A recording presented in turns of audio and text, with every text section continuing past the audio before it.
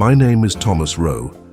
100 years ago I had a vision that would bring together in perfect harmony nature's splendor and beautiful developments to the wonder of all.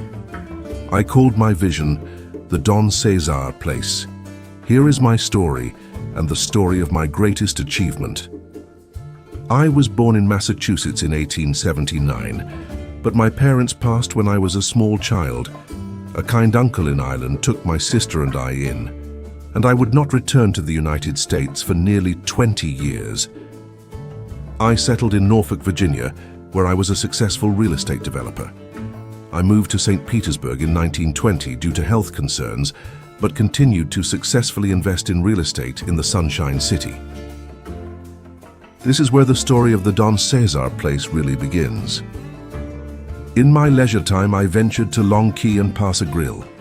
I loved watching the surf that rolled in from the Gulf of Mexico. The boats, the green keys and islands, the bayous, the flocks of birds, and the wealth of palms and mangroves. I knew in this instant that this is the place that I would do something truly remarkable. Through my friend and associate Walter Fuller, I purchased a perfectly situated 80 acres of Long Key. It was there in 1925 that I would begin building my enduring legacy, the Ce-Sar Hotel and Place.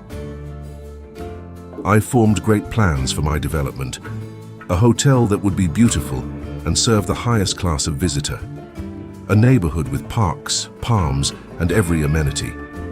After much thought, I named my development after the main character from a light opera called Maritana that I enjoyed as a young man.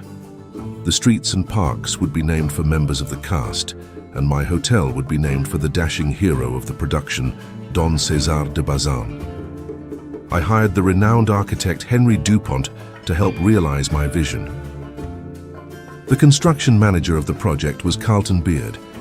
I instructed him that the hotel was not to be rushed, but rather that the utmost care would be placed into every detail. I made the assumption that the hotel would be completed within the year, but construction became difficult for several reasons. The first problem was my own. I changed the design of the hotel a number of times when it was under construction. I wanted more wings, a grander staircase, and other changes. Mr. Beard and Mr. Dupont had to adjust the plans on site. To make matters worse, the rickety McAdoo toll bridge was unable to accommodate heavy loads. This meant all materials used in construction had to be shipped by barge from other ports.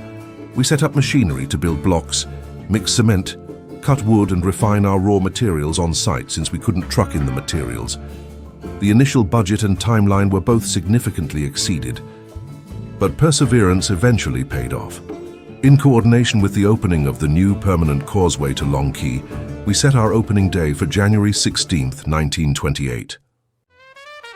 The opening of the Ce-Sar was wildly successful, and thousands attended a week's worth of events celebrating the 1928 opening. But trouble was ahead. We were on the verge of the Great Depression. While I was ready to move full steam, shifting into development of homes in Ce-Sar Place, economic realities would impact my plans significantly. While the hotel was popular and successful, I struggled to repay maturing bonds sold to fund the hotel's construction. Bankruptcy was imminent. With some luck, I was able to strike a deal with the New York Yankees. The team stayed at the hotel during spring training for 3 years in the early 1930s, providing me a financial lifeline. But what of my vision for my Ce-Sar Place residential section? My dream was for not just a hotel, but a community where visitors and residents mingled in harmony.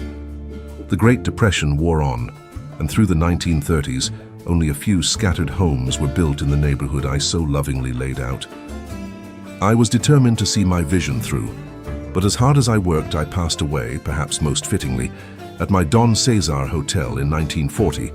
I was not able to see my complete vision come to pass, but it is with gladness that I can say it did come to pass. Following World War II, a building boom fueled a renewed interest in Ce-Sar Place. Homes were built, and an unparalleled community was formed. Finally, my dream came to pass, and now I will turn to the residents of Ce-Sar Place to tell their tales and bring to today the legacy of a vision created so many years ago. My name is Michael Welch, and I've lived here close to 30 years now. My name is Betty Reznicki, and I have lived here since 2010. And the only reason I found a house is because I saw some old guys sitting out on the lawn, drinking beers and talking. And after that conversation, one guy came over to the car and said, there is a house for sale. I'll tell you about it. Before, Mom, do you love living here? Do you want to stay here forever? And I told her yes. And I said, how about you? She's like, yeah, of course. How are you? Good to see you, buddy. Hi, I'm Brian. Hi, I'm Daniela. Welcome to our home at the historic Don Ce-Sar place with the Hubbard family. Well, my husband is an expert at making friends. He befriends everybody in the neighborhood. We have made a lot of friends. The neighbors are great. Jeff, he came by on his bicycle one day. I let him inside and he plops down on the couch and says, wow, I'm home. Yeah. And it just kind of set the tone for right after we moved in. So he asked me if I wanted to come in, and I said, are you kidding me? Oh my God, I miss the place.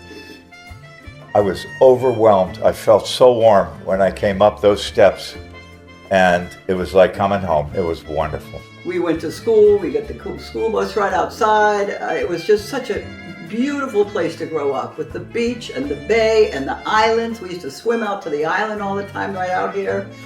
And of all the things I've done in my life, my favorite thing to do is go to the beach behind the Don Ce-Sar at sunset. Yeah. I do it with my children. We have dinners on the beach with my family still. No, I'm a very, very content and happy resident of Don Ce-Sar Place. And I can't imagine living anyplace else in the United States right now than right here. As my vision has been taken up by others who share my passion for Don Ce-Sar Place, I am satisfied.